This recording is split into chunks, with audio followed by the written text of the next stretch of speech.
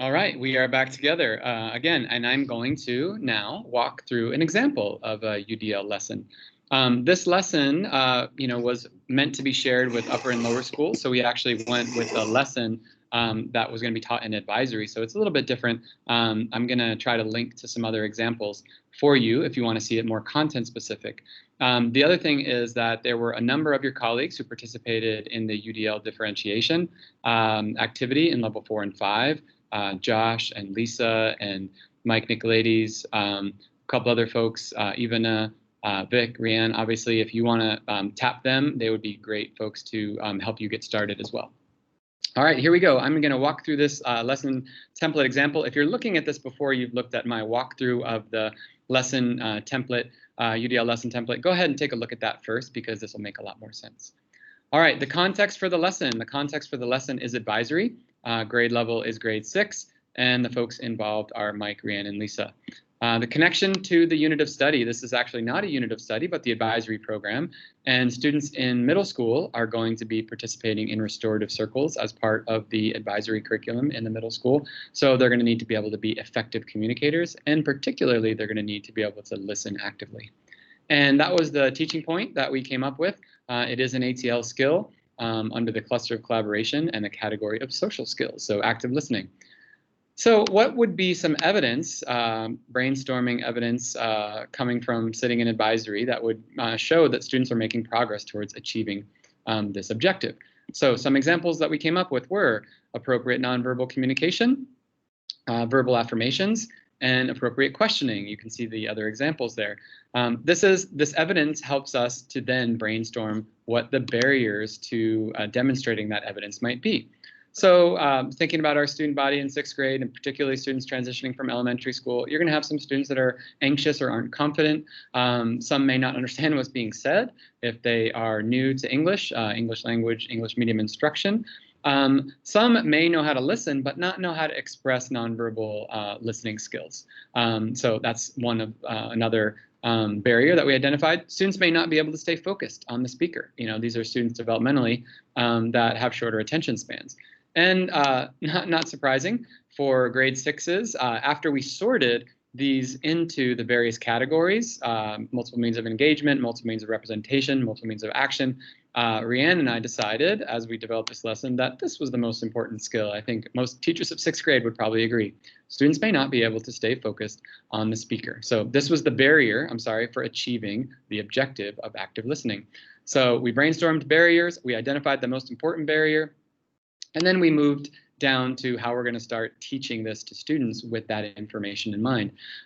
This is really where the rubber hits the road for UDL. You've predicted where they're going to struggle, and you're going to design your lesson to make sure that you can, basically remove that barrier and involve more students and help more students achieve success.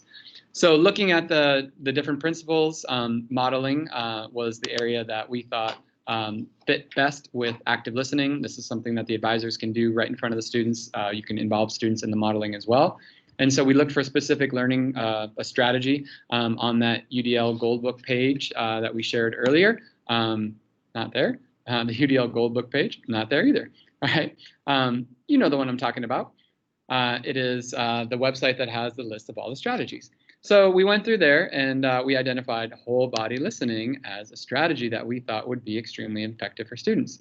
There's some great resources here on the UDL Goldbook, but I took it a step further and Googled whole body listening, and there is so much information out there. It's really Michelle Garcia Winters, I believe, is the author.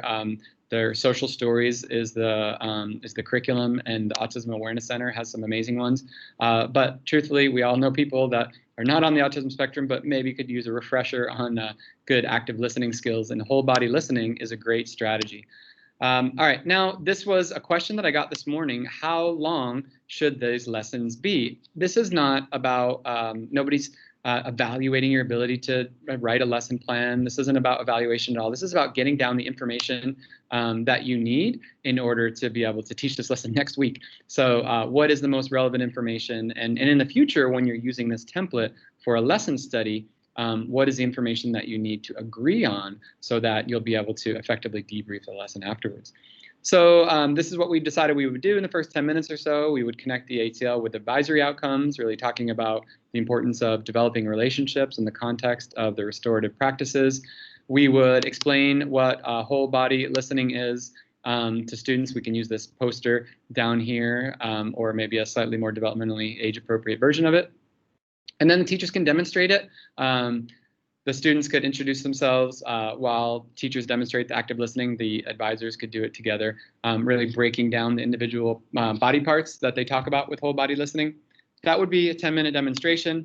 And then the idea was that students would do a reflective listening activity.